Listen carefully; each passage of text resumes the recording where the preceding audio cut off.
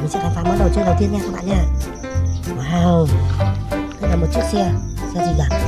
Đây là một chiếc máy xúc lập nha các bạn nha.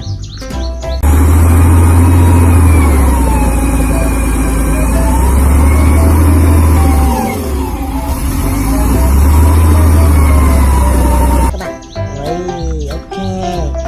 Wow, tiếp theo là một chiếc xe gì đây các bạn ơi? Xe gì đây nhỉ? Wow, đây là một chiếc xe ben này các bạn này. Wow, xe ben chở đất chở đá nha các bạn nha. Wow. Ok. Ui các bạn ơi. Ui, ở đây mình tìm thấy một chiếc máy cẩu này các bạn ơi. Wow. Chiếc máy cẩu nhỏ nhắn rất xinh xắn nha.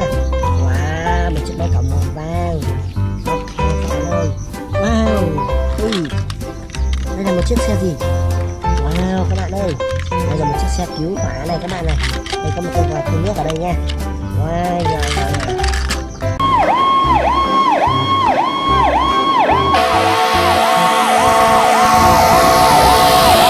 Ok luôn.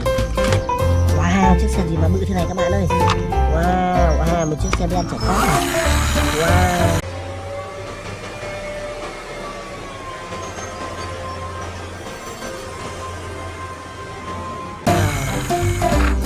Chiếc xe ben này khổng lồ luôn này các bạn này. Wow. Ui, các bạn ơi, một chiếc xe gì đây? Đây là một chiếc máy cày nha các bạn nha. Một chiếc máy kéo, máy kéo này. Đó, đang kéo theo một cái thùng này. Ok, quá đẹp luôn.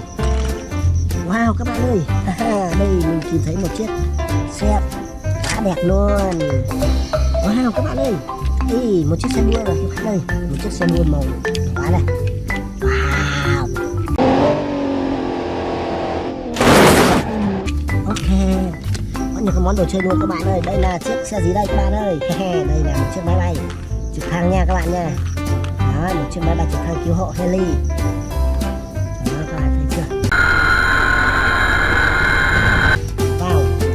Ui các bạn ơi, một món đồ chơi tiếp theo. Wow. Đây là một chiếc xe thang cứu hộ 119 các bạn ơi. Wow, đẹp chưa này.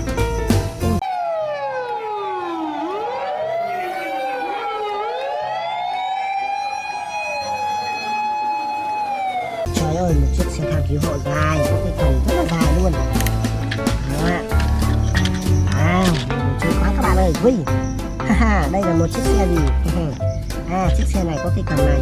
Chiếc xe này để chở các loại xe khác nha các bạn nha. Wow, một chiếc xe chở các loại xe khác, xe container. Wow.